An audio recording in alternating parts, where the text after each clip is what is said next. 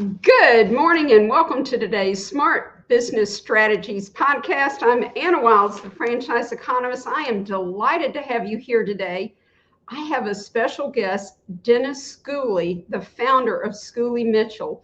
Dennis, welcome to the show. Well, thanks so much for having me, and I'm happy to be here. I am delighted for you to be here. I have known about Schooley Mitchell ever since I started in the franchise industry 22 years ago. So it's really a special treat to have you on today, and I appreciate you being here. Thank you. As the founder, start us off and tell the audience a little bit about you, what Schooley Mitchell does, and how it even came about. You probably don't want to know too much about me because I'm a CPA, I'm an accountant, and hopefully my personality doesn't belie that. But anyway, that's my background. But what Schooley Mitchell does is we are cost reduction consultants helping businesses become more profitable. Now, what we do is we look at their expenses to try to help them reduce them. I'm not talking about the main things that they do, like steel and payroll and potatoes. We're looking at all those things below the gross margin line, 18 different cost categories, where we will help the business reduce those costs because they're generally paying more than they should. We'll identify errors in their bills and get that money back. We'll reduce their prices because of the clout we have in the world of cost control. And the best thing about that is we do that on what's called a contingency basis. So we don't charge our clients to do all that work and that analysis. What we do instead, and I mean our franchisees, when I say we share with the client 50-50 in the savings we create for them for a 3-year period. So that's really the business in a nutshell and what we do for businesses. How did we get started? Well, I ran a normal accounting practice years ago, and we started to expand because I've always been a business development sort of person, and we kind of knew why our own costs were going up, but we didn't really have a good handle on it. So we asked one of our programming people to write us some really rudimentary script at the time, and so we realized when we looked at it properly, we were paying 30% more than we should be, and we thought, well, aren't we stupid? And then we went, wait a minute here. If we're stupid, probably our 700 accounting clients are kind of stupid too. And so they were. I mean, when I say that tongue in cheek. But what I mean was they were paying more than they should, and we helped them not do that. And so we realized that we could do a franchise model with this because one of our clients was a franchise company. And we learned a lot about that. So it was more through Providence that the franchising model started. But that's where it all started about 27, 28 years ago, Anna. So you yourself saw that you were overpaying in certain expense categories, and you're an accountant. So if you're doing it, surely other people and other businesses were doing it. So what a great idea. Yeah. And I just want to make sure the audience heard that this is a recurring revenue business model. And who doesn't love that? So, woo. Okay. So that probably answers the next question. But what really makes you unique or different compared to other B2B franchises, and in particular, other cost reduction franchises, Dennis?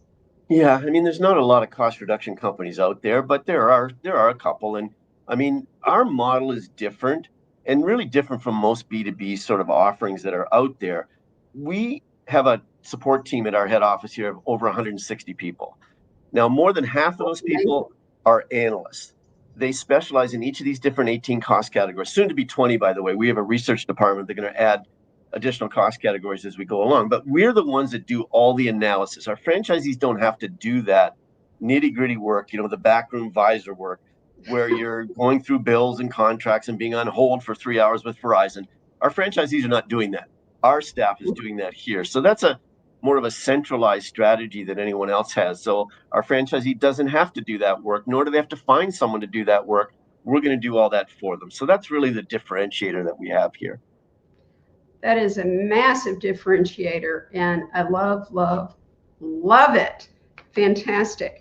So this leads into the next question. What is the role of the owner if they're not doing the actual analysis of the expense categories and that sort of thing? How is he or she spending their time? What are they doing? Yeah, and the way to picture this, it's a professional consulting business. So we're helping other businesses. So think of an accountant, a lawyer, a financial planner. I mean, we're not dealing with tax or law. I don't mean that, but we're building that same sort of a business. So the franchisees obtaining clients, they are building relationships.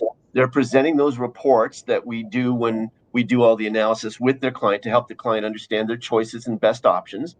Then they work with the client to build great relationships, to get referrals and renewals, because this is a long-term relationship. We've got franchisees that have clients for 8, 10, 12 years, not just 3. So that's what the franchisees actually doing the fun stuff. That's really what it boils down to.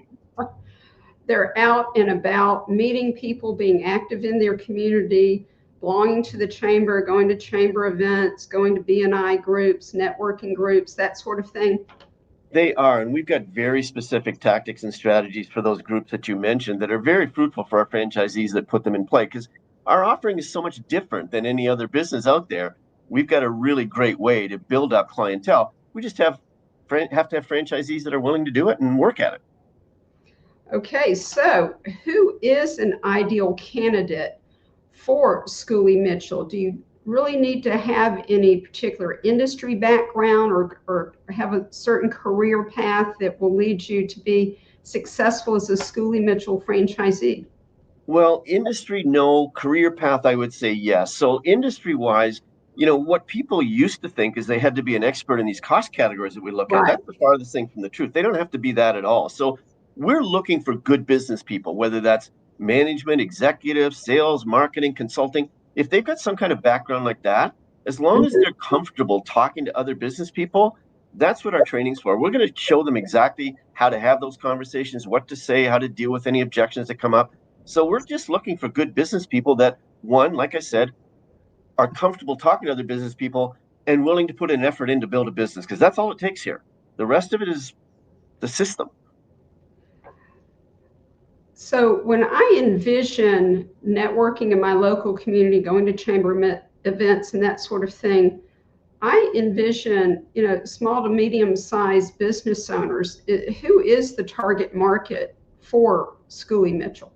Well, when people ask me what's the best client to have, I always just say yes, because it's everybody. We will help everyone from the small hairdresser and retailer, but we've also done work for multinational corporations and complete states and counties. So we do everything from 100 million or billion-dollar companies right down to those ones that do 100,000 in sales a year. So the point is they're all spending more than they should for these costs that we look at. So every business out there, every nonprofit, every church, you think of anybody that spends money on these things, that's who we help. There's no upfront cost for the Correct. analysis, for the saving of money. And what organization, like you said, from nonprofit to faith-based community to businesses, don't need, to save money? I mean, Well, who's we not? have a basic mantra here that is, I can't make a nickel till I give you a dime. That's a pretty powerful message to give to a potential client. And you mentioned nonprofits. I know I mentioned that first, but we've got one particular franchise who came from a retail management background, but he always wanted to give back. So when he joined Schooley Mitchell, he focused on nonprofits. Well, he's got dozens of nonprofit clients now. And every time he saves them a bunch of money, he can look at what they're doing with that money to improve their services or programs for the constituents. That's a pretty cool reward as well as the money that he makes. And he makes a lot of money, by the way. Well, so can you share a couple of examples of people who've come from maybe different, like corporate backgrounds, for example, and have been successful with Schooley Mitchell? Yeah, and I could talk all day about that, but just come to mind that we've got a guy that used to be sort of in a management position and in an administrative management position, and he decided that when he got into the business, he wanted to help manufacture. So he's concentrated mostly on manufacture. Now he's been with us for about 10 years. He's built up a great business, and his background prior to becoming a management admin person was in psychology. So, Oh my, not really. That was kind of a varied background for us. We got another guy he was in sales for a telecom company before he joined us. He's now become a multimillionaire and he's been with us for more than 20 years. But wow. he just applied his skills, his business capabilities to our practice. And one other, I've got one of our female franchisees who started out as a part-time franchise. She built it up really within 6 months, decided, you know what, this is great. I'm going to transition to a full-time franchise with Schooley Mitchell. So I think that's what you were looking for there. Yeah, absolutely.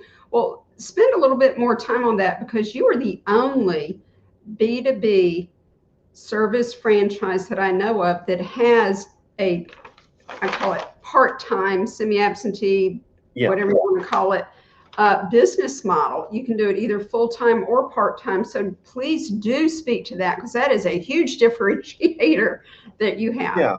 Now, I mean, the real money is going to be in the full-time franchise where you can make a lot of money and change your life. But we know there's lots of people out there that need to keep their job or want to keep their job or need the health insurance for whatever reason. They need to, stay where they are. And yet they'd love to start to build a professional business like this. So what we say to people, as long as you've got 5 or 10 hours available, meaning a flexible work time, Monday to Friday, sort of 8 to 5, if you've got that, then we will entertain having them as a franchise. It's going to take longer because you're spending 5 or 10 hours a week instead of 35, but it's the same business, same support, same model, everything. You just build it up until you get to that point where you say, okay, I see this, now I can go full time. Or they can stay part time. I love that flexibility. All right, so let's speak to the labor model. Are there employees? Are there, speak to that, or is this a solopreneur opportunity? It's both, really. It's the option of the franchisee. That's the one thing. We're very flexible in the ways that our people run their business, and that I think is something that people are looking for. So I would say to you, probably 80% of our franchisees do work on their own. They work from home, so very little overhead. The reason for that is because there's a leverage model built right into our business because we're the ones doing all the work. As they acquire clients, they're making more money, and we're the ones, spending the time. However, the other side of that is about 20% of our people do decide that they'd like to have even more. So they will go out and usually hire a subcontracted salesperson that will go out and get clients on their behalf. They'll share part of the revenue with that salesperson, and they just build up their business even faster than they would if they were working on their own. So that's an option. Like I said, 80% don't want to do that, 20% do, but that's completely up to the franchisee. Love the flexibility, Dennis. Love that.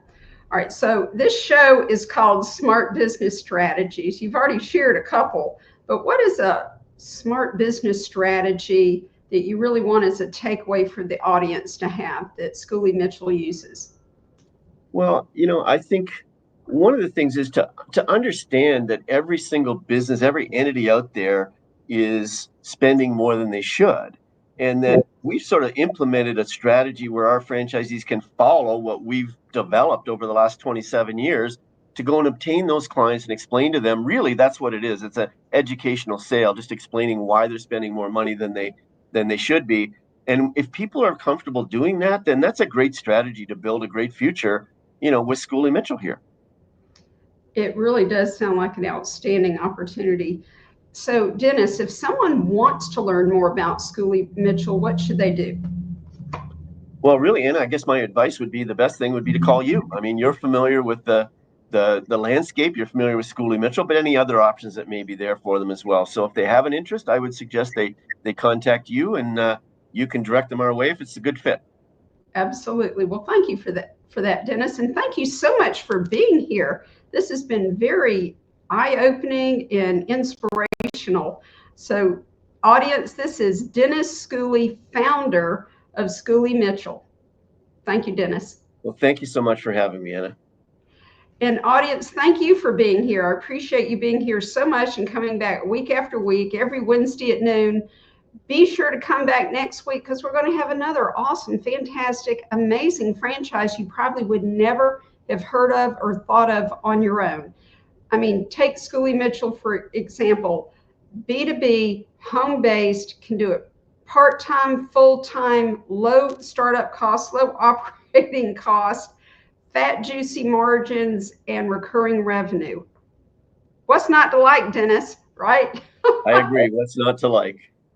Audience, I'm Anna Wilds, the franchise economist. Be wildly wealthy in all areas of your life, and I'll see you next Wednesday at noon. Bye-bye.